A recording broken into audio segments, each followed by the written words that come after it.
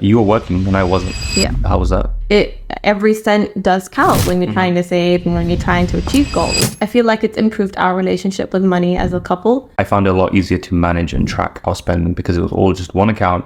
Everything came into one account and everything got spent from one account. It felt like I was losing some financial freedom. So we've been married 7 years. 7 years, over 7 years, we now have 9.5 months old daughter. Yeah, almost 10 months. That's crazy. That's crazy. And to think we went from broke uni students and here we are now. Assalamu alaikum and welcome to the podcast. The podcast.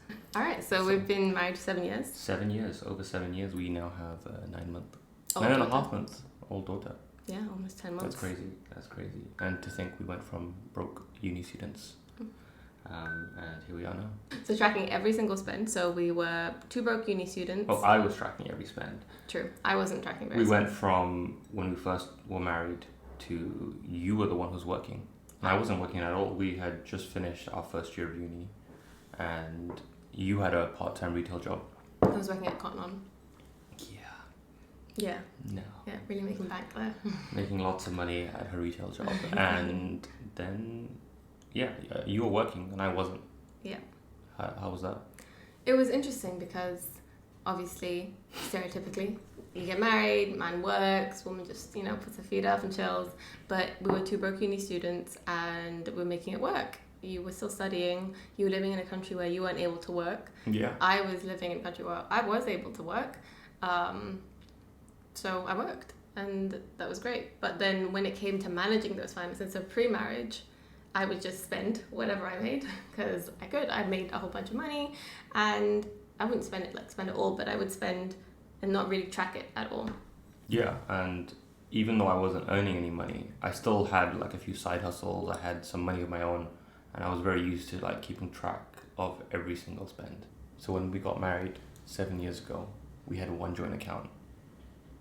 It was easy. I found it easier because obviously I'm the one who likes tracking the spending. Yeah. I found it a lot easier to manage and track our spending because it was all just one account. Everything came into one account and everything got spent from one account. It was great. It was very easy to track the spending. But you didn't feel the same way. No. So because it was very easy to track the spending, that meant every spending was tracked, and I didn't like the way that felt. It felt like I was losing some financial freedom. And that independence that came with having your own money, because sort of everything was sort of put on show. And sometimes, the $2 chocolate bar that you get from Countdown I didn't feel like everyone needed to be aware of it, and by everyone I mean Mohammed. Yeah, so one of my love languages is gift giving. And obviously when every single cent is being tracked and when we're getting notifications on our phone when things are being spent. Yeah, because you would literally spend and it come off my phone. It's not like, ooh, where did you spend? Why did you spend this money? It was like, oh, she spent this money. Yeah, and let me add it to at this place, this amount, whatever. So you're aware of something that's been bought. Like it's, say $10 at Hallenstein's. I'm like, I'm not gonna buy stuff for me. Yeah, from a men's retail shop. I mean, it's most likely for me. And if it's not, I'm like, where'd that money go? Exactly. So it really took the surprise element out of spending, which is definitely something that created a lot of tension. I also, because of the app that we use, we both don't get notifications. Yeah, that was strange. Yeah. But yeah, it just so happened that I did. So only one phone got notifications when money was spent, and I didn't like the feeling that dynamic created. You would get notified when things were spent. I wouldn't, but then naturally you're the tracker, I'm not the tracker, so it felt like you were micromanaging my finances. I just didn't like the way that made me feel. Yeah, and that was interesting also because you were working, I wasn't, and in terms of who got to spend that money. Exactly. Which was quite interesting, and we kind of didn't really navigate it until very recently. Yeah. Exactly how that worked. No, I feel like it shifted from then when you were working, I wasn't, to then we both started a job and we both were working, and then we're like, okay, cool, you're earning more than I am and I'm earning less. Who gets to spend what? Exactly. And that's where we sort of then had a discussion about how, because all our money is already allocated, everything that comes in is allocated to investments or savings or travel, this, that, everything goes into their allocated vaults, let's say. Yeah. So the leftover amount for spending, how do we spend that? Yeah, exactly, because otherwise it's like you just don't know. Like, you can spend all of it, none of it. Like, who gets the remaining amount? Yeah, and does it make a difference when you're earning more, I'm earning more? Like, how does that work? Exactly. Or if you're not working, I'm working. Yeah, and we have different money dials as well. So yeah, exactly. Like different types of spending, things like that. I like to spend small amounts more frequently. You like to spend bigger amounts less frequently. Mm-hmm. So all of those things included, like, we needed a system that would allow us to each have our chunk of money that was from that money. But then we had to decide how we would allocate basically that. Yeah, and we talked about, like, is it on a percentage basis? So if you bring in 60% of income, do you get 60% of whatever the remaining is? Exactly. And you decided that didn't make sense, because you knew in advance that you wouldn't be working at some point. I always thought if it was based on a percentage basis, at some point I would be bringing in 100% of the income. And then you're like, cool, then I'm not going to get any of the money. Exactly. So I was making more money at the time. And so we sat down, we were at a beach. We sat down at it was like a picnic bench. And we were trying to figure out basically how that leftover money, how we would allocate that into our separate accounts. Because now we went from one joint account to now having one joint account where all our allocated money goes into, and then two separate accounts where we then can have our own spending money, which was a very new territory for us. Mm-hmm. So then we said, all right, cool. Do we want that money to go into those accounts on a pro rata basis? Which we disagreed. I was like, no, because I was like, well, realistically, we want children, and at some point I'm not going to be working. On a pro rata basis, that would mean that I'm earning zero, so I get zero in my account. Mm-hmm. That just didn't make sense. And already the dynamic of me working full time and you not working because you're studying, that already was not a traditional sort of setup. So I was like, no, that doesn't make sense, because we're still contributing to the household in different ways. It doesn't have to be just financial. So then we said, all right, we're going to get the same amount going into each of those accounts, regardless of if you're working, not working, because at the end of the day, if one of us is not working or working, we're still setting up our household, whether that be a physical house or on the move, where our home, family, whatever that is. So that's the setup that we decided on.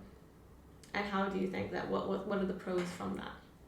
Yeah, I mean, I feel like there's a lot more financial independence. And it's nice, because also when we had one joint account, like, I would feel bad when I spent an amount, or I'm not the kind of person who enjoys spending small amounts frequently.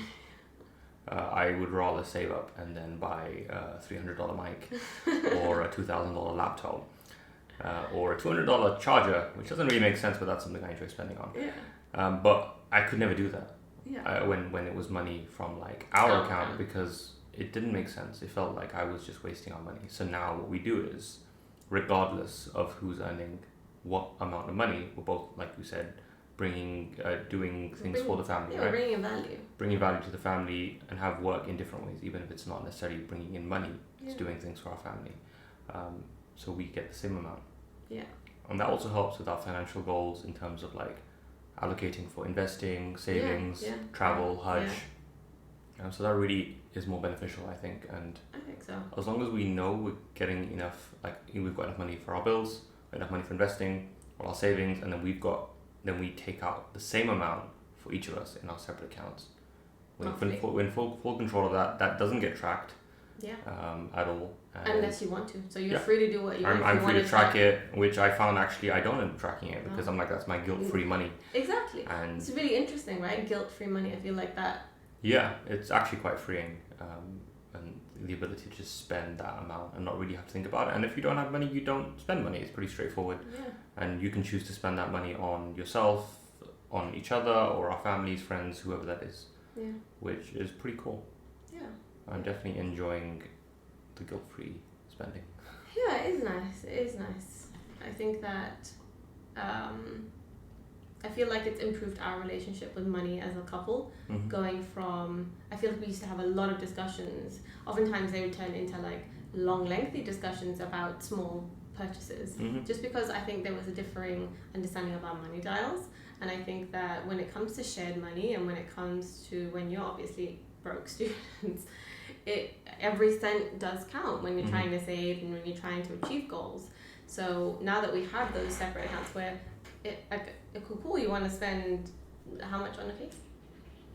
We don't talk about how much on a cake? It's $200 on a You laptop. want to spend $200 on the case? Like, that's your prerogative to spend those $200 on the case. Mm-hmm. That doesn't matter to me. And you can either share that or not share that. It's up to us to figure out what it is that we want to do with that money. But it's also been interesting navigating what comes out of those accounts and not. So it hasn't been without stumbles, I would say. Like, it's obviously been an adjustment. We've gone from one way of thinking about money as a family, as a couple, to another way of thinking about money as a couple, and then trying to define those Yeah, I mean, because it's like, I don't know. it's like house stuff, for example. Yeah. Like buying candles for the house, is that something for you or is it something for the house? And how about it if I don't agree? Like if I'm not happy with it being I'm like, I don't think we need any more candles. You're like, no, actually we do. Yeah, that's and a then good question. whose account does it come out of? It's definitely something we've And we don't always have the answers. We don't always have and the a lot of the answer. times it is, and we haven't got it right yet. As in, like, we haven't got it perfect yet. There's still some times where I'm like, oh, actually, this could have come out of this account, or this didn't need to come out of my account, but we have to then think about it and talk about it. But I think that's a journey that I'm happy to go on, as opposed to feeling like we're stuck within one account, if that makes sense. It's definitely an improvement from I think so. the one joint account. Yeah. Right. Yeah, because we understand that we'll likely probably go through more different stages of like finances where you're working, I'm not working, we're both working, both not working, then like navigating that. Yeah. You know, I think it'd be really interesting to hear about other couples and how they manage their finances. Yeah, definitely. Because obviously, like I said, our parents did it one way. We're doing it this way. I'm sure there are many different ways of people doing it. Probably just two separate accounts. Exactly, and we've in our 7 years have gone from one way to another way. And you know, who knows? In the next 7 years, we might look back on this and be like, oh wait, that was crazy inefficient. We need to do it this way. Yeah. But it's a journey, right? So I'd love to know how people do it. do it.